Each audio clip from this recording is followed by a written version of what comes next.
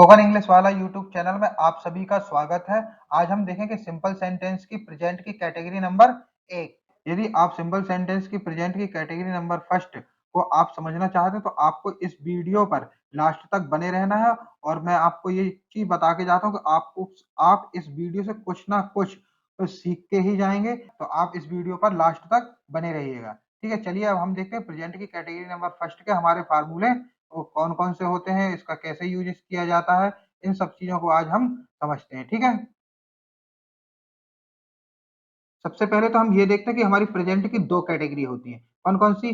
First category और second category. First category के लिए हमारी कौन-कौन सी हेल्पिंग वर्ब आती हैं? Is, am, are. और सेकंड कैटेगरी के लिए हमारी कौन सी हेल्पिंग वर्ब आती हैं? हैज और हैव।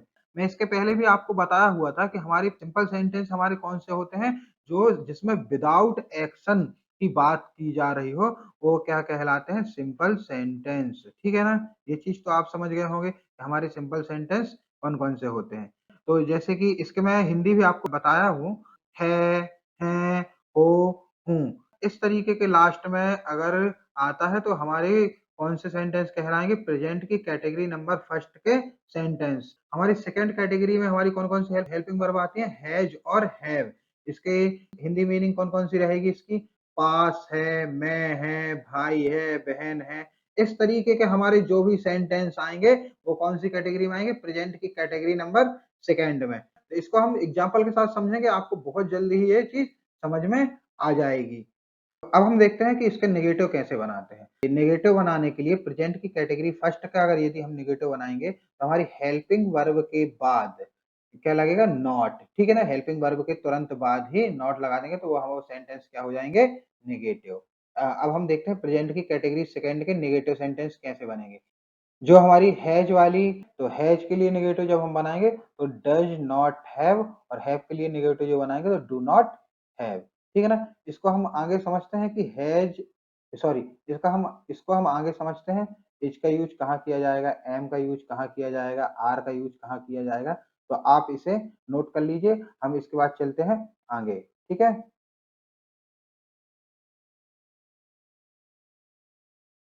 एफर्मेटिव सेंटेंस के लिए सबसे पहले क्या आएगा? सब्जेक्ट, उसके बाद हेल्पिंग वर्ब हमारी लगेगी, हेल्पिंग वर्ब के बाद क्या आएगा? ऑब्जेक्ट। बस एफर्मेटिव सेंटेंस में हमारे इसी प्रकार से बनेंगे, ठीक है ना? तो ये चीज़ आप अच्छे से समझ जाइए, subject, helping verb plus object.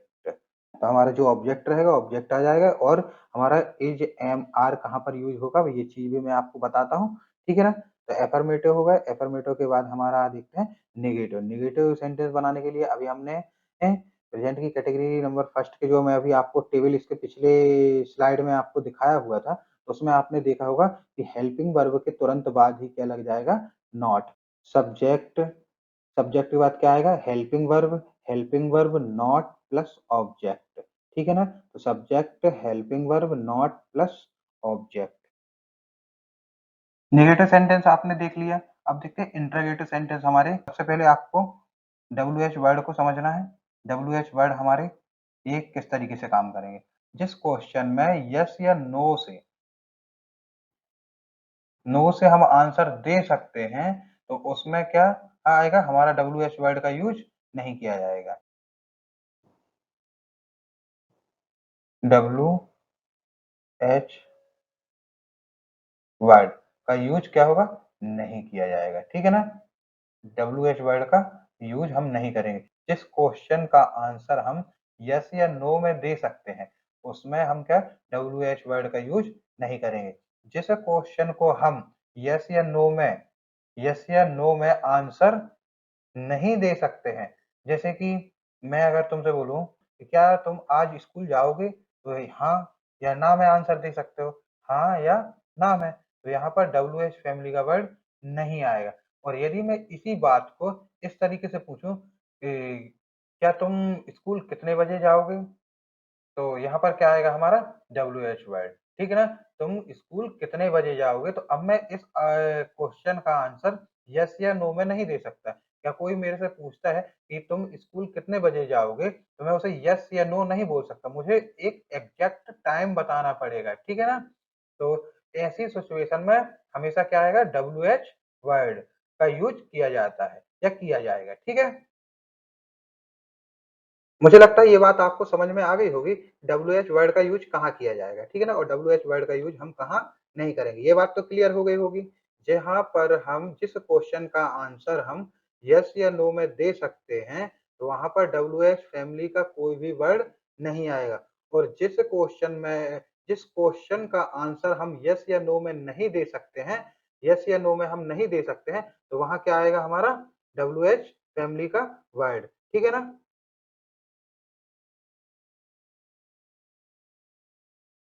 अब देखते हैं निगेटिव इंट्रागेटिव। निगेटिव इंट्रागेटिव में हमारा क्या होगा, WH word plus is am are, और उसके बाद आएगा हमारा सब्जेक्ट, और सब्जेक्ट के बाद हमारा क्या लगेगा, नॉट प्लस ऑब्जेक्ट। ठीक है ना, और उसके बाद हमारा क्या लगेगा, क्वेश्चन मार्क। तो ये हमारे फार्मूले हैं, इन्हें आप नोट कर लीजिए।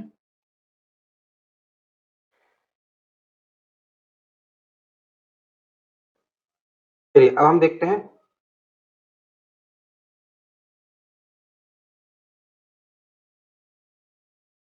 इज का, एम और आर का यूज कहाँ किया जाएगा, ये चीज हम देखते हैं। इज का यूज कहाँ किया जाएगा, थर्ड पर्सन सिंगुलर के साथ। थर्ड पर्सन सिंगुलर हमारे कौन कौन से होते हैं, ही, सी, इट, और नेम के साथ हमारा क्या लगेगा, एज का प्रयोग किया जाएगा, है ना, ठीक है ना। चलिए अब हम देखते हैं एम का यूज कहाँ किया जाएगा, फर्स्ट पर्सन सिंगुलर के साथ। फर्स्ट पर्सन सिंगुलर के साथ वो कौन होगा, और सिर्फ आई के साथ ही इसका एम का यूज किया जाता है। आर का यूज किसके साथ किया जाता है, आर का यूज हमेशा प्लूरल,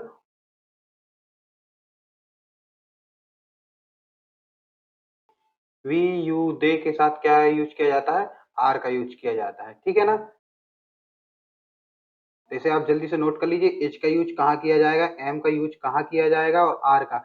ये सभी चीजें मैं आपको बता दिया हूँ। ये इसके एज का यूज कौन से सब्जेक्ट के साथ किया जाएगा, एम के लिए कौन सा सब्जेक्ट रहेगा, आर के लिए कौन सा सब्जेक्ट रहेगा, इसको आप नोट कर लीजिए। ये चीज मैं आपको समझा दिया। चलिए अब हम चलते हैं आगे, एक एग्जाम्पल के साथ हम समझते हैं। विक्रम एक बहादुर लड़का है।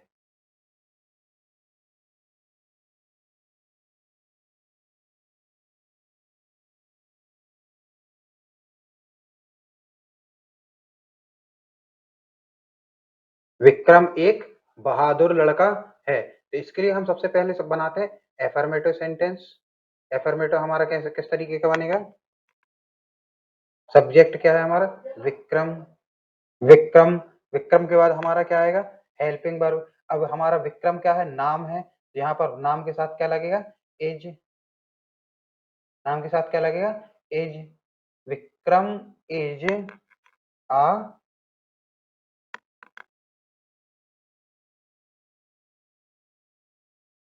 Brave boy. Vikram is a brave boy, मतलब विक्रम एक बहादुर लड़का है। ठीक है, इसका हम नेगेटिव बनाते हैं, तो नेगेटिव हमारा कैसे बनेगा, हेल्पिंग वर्ब के बाद हमारा क्या लग जाएगा, नॉट। तो यहाँ पर क्या लग जाएगा हमारा, नॉट। ठीक है ना, तो ये हमारा क्या हो जाएगा, नेगेटिव, नॉट। इसे हम कैसे बनाएंगे,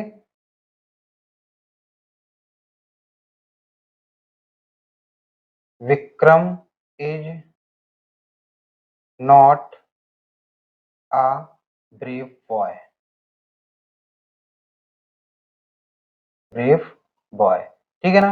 अब हम इसका बनाते हैं इंटरोगेटिव। इंटरोगेटिव में क्या होता था, हमारी जो हेल्पिंग वर्ब है कहाँ आ जाती है, फ्रंट में। ठीक है ना, तो अब मैं इसको बनाऊंगा, क्रम एक बहादुर लड़का नहीं है। अब इसका हम इंटरोगेटिव बनाएंगे, क्या विक्रम एक बहादुर लड़का है, तो इसे हम हाँ या ना में जवाब दे सकते हैं। तो इसके लिए WH फैमिली के वर्ड की जरूरत नहीं है। तो यहाँ इसे इस सेंटेंस को कैसे बनाएंगे, इज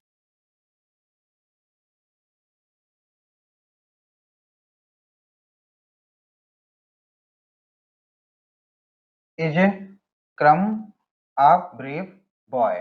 ठीक है, अब हम इसके बाद हम बनाते हैं हमारा कौन सा, यदि मैं इसी बात को इस तरीके से पूछूं कि विक्रम एक बहादुर लड़का क्यों है, तो इस सेंटेंस को हम कैसे बनाएंगे, ये भी हमारा क्या है, इंटरोगेटिव है। तो विक्रम एक बहादुर लड़का क्यों है, तो क्यों, इसे हम, इसके लिए हमें रीजन बताना होगा। जब रीजन बताना होगा और इसे हम यस या नो में नहीं बता सकते हैं, तो इसके लिए हमें क्या यूज करना होगा, WH फैमिली के वर्ड। तो यहाँ पर क्या आएगा, why is Vikram a brave boy. Why is a Vikram a brave boy. ठीक है, तो इसे आप जल्दी से नोट कर लीजिए, फिर हम चलते हैं आगे। ये चीज आपको समझ में आ गई होगी, ठीक है, तो इसे नोट कर लीजिए। अब एक सेंटेंस और देखते हैं, वह मेरी फ्रेंड है।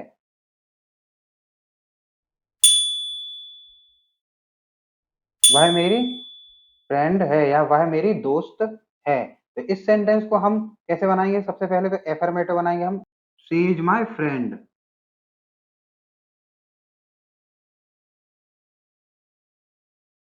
Friend, she is my friend.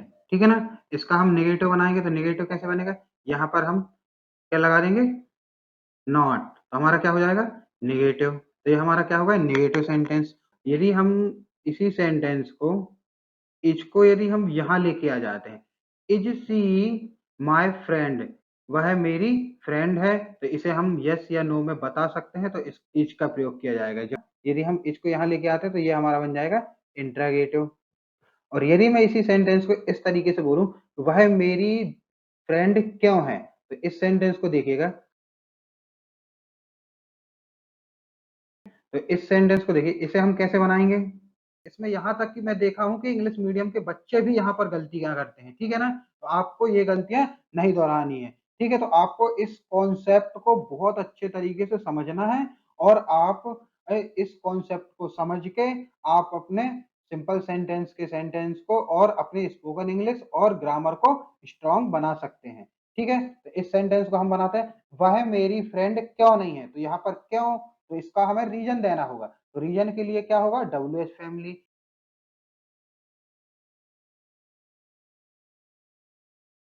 तो यहाँ पर क्या है, हम इसे यस या नो में आंसर नहीं दे सकते थे, इसलिए यहाँ पर क्या आया हमारा, WH फैमिली का वर्ड। ठीक है ना, तो ये चीज आपको समझ में आ गई। ठीक है, तो ये कॉन्सेप्ट आपको मुझे लगता है बहुत अच्छे से समझ में आ गया होगा, तो आप इसे जल्दी से नोट डाउन कीजिए, हम फिर इसके बाद हम चलते हैं आगे। अभी मैं आपके सामने बहुत छोटे छोटे सेंटेंसों को रख रहा हूँ, और इसके बाद हम बड़े सेंटेंस भी देखेंगे। ठीक है, तो इसे आप नोट डाउन कीजिए, फिर हम चलते हैं आगे।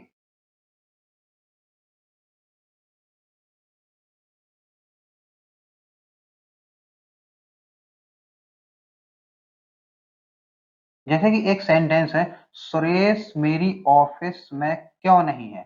इस सेंटेंस को हम बनाएंगे, why is Suresh not in my office. क्यों मतलब रीजन पूछ रहा है कि सुरेश मेरी ऑफिस में क्यों नहीं है। तो ये हमारा सेंटेंस क्या है, इंट्रोगेटिव नेगेटिव।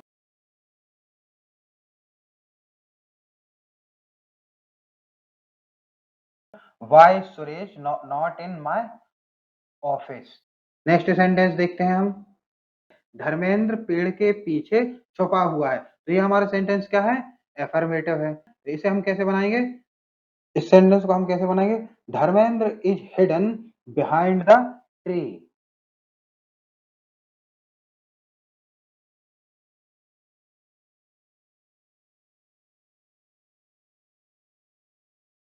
ट्री, ठीक है ना, Dharmendra is hidden behind the tree.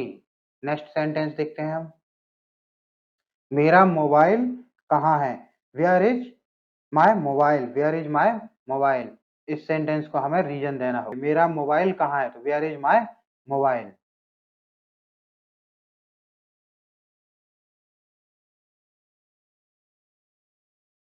Where is my mobile. Next sentence देखते हैं, क्लास में कितने स्टूडेंट हैं, how many students are there in the class.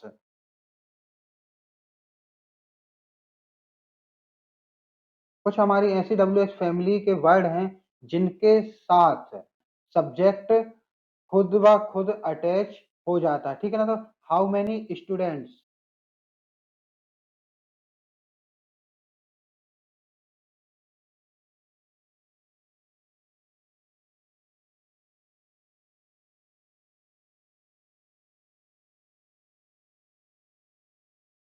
तो इसे आप जल्दी से नोट डाउन कीजिए, फिर हम चलते हैं आगे।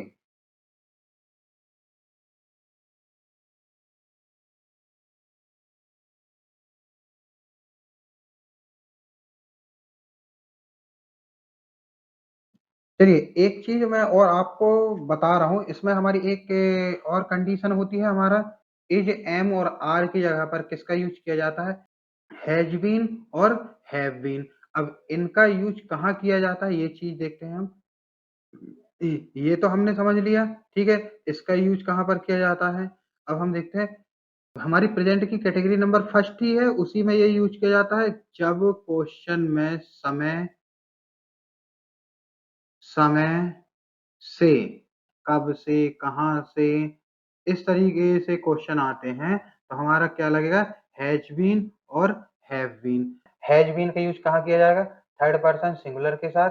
और हैव बीन का यूज कहाँ किया जाएगा? फर्स्ट पर्सन सिंगुलर और प्लूरल के साथ, ठीक है ना। फर्स्ट पर्सन सिंगुलर और प्लूरल के साथ किसका यूज किया जाएगा? हैव बीन का, ठीक है ना।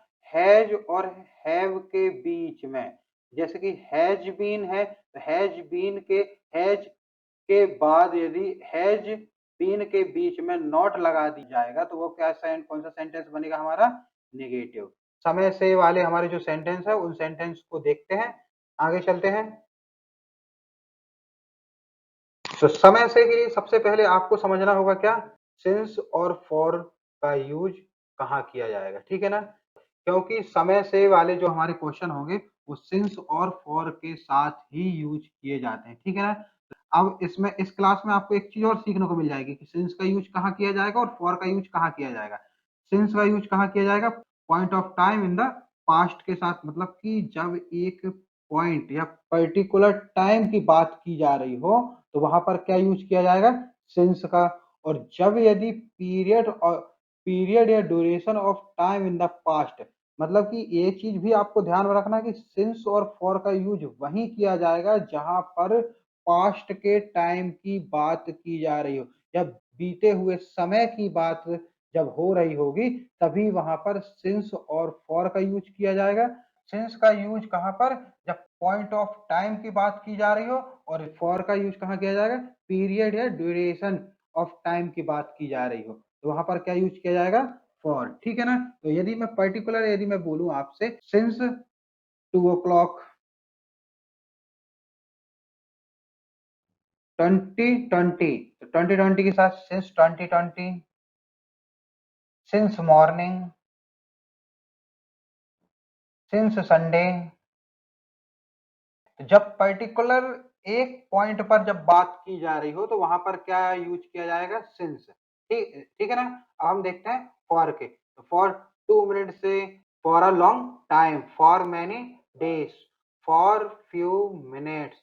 अब for few minutes, for few hour भी हो सकता है, फॉर फ्यू डेज भी हो सकता है, ठीक है ना। तो इस चीज को आपको समझना है, ठीक है।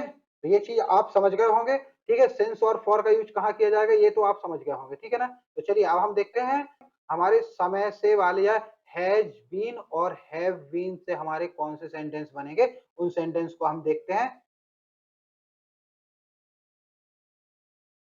पहला सेंटेंस हमारा क्या है? तुम 2 बजे से यहाँ खड़े हो।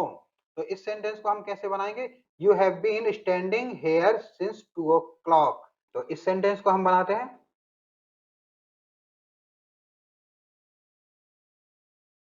यहाँ पर हम क्या कर रहे थे उस टाइम पर? यहाँ पर क्या आता? आर। तो यहाँ पर क्या आ गया हमारा? हैव बीन, ठीक है ना। तो अभी मैं आपको बताया हुआ था प्लूरल के साथ क्या लगेगा हमारा? Have been. और यू हमेशा क्या होता है? प्लूरल ही होता है, ठीक है। ये चीज भी आप समझ लीजिए। यू हमारा कभी भी सिंगुलर नहीं होता है, इसे किस क्या कौन सी कैटेगरी में रखा गया है? प्लूरल, ठीक है। चलिए आगे देखते हैं। You have been standing here since 2 o'clock।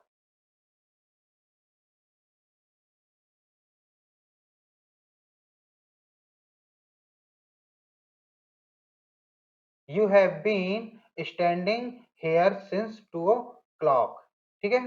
तो चलते हैं हम नेक्स्ट सेंटेंस देखते हैं।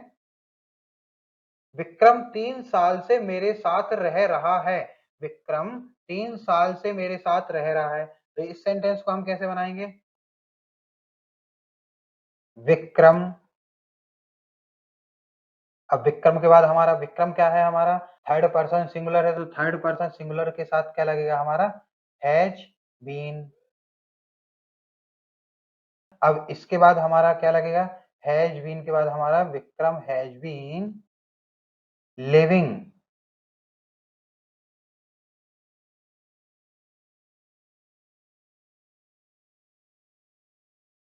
With me. Vikram has been living with me. अब ये बताइए क्या इसमें ये जो हमारा ये है 3 साल से, तो ये किसकी बात हो रही है? पीरियड या ड्यूरेशन की बात हो रही है। तो यहाँ पर क्या लगेगा? जब ड्यूरेशन की बात हो रही होगी तो वहां पर क्या लगेगा हमारा? For 3 year. Vikram has been living with me for 3 year. Duration की बात होगी तो वहां पर क्या यूज किया जाएगा? फॉर। ठीक है ना? ये चीज आप समझ गए होंगे। और यहाँ पर क्या हो रहा था? पर्टिकुलर टाइम की बात हो रही थी। ठीक है ना? 2 बजे से, तो यहाँ पर हमने क्या लगाया था? सिंस का यूज किया था। नेक्स्ट सेंटेंस देखते हैं हम 2 बजे से यहाँ बैठे हुए हैं। तो इस सेंटेंस को हम कैसे बनाएंगे? We have been sitting. We हम क्या है हमारा? प्लूरल है, तो यहाँ पर क्या आएगा? Have been sitting hair.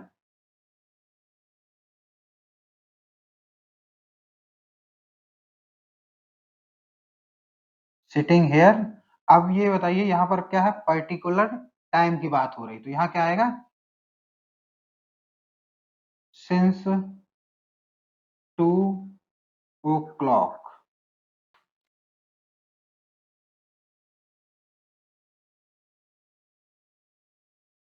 चलिए इसी के साथ आज की क्लास हमारी खत्म होती है। ठीक है, आप इस वीडियो को लाइक और शेयर कीजिए। Thank you so much. मिलते हैं हम नेक्स्ट क्लास में। Thank you.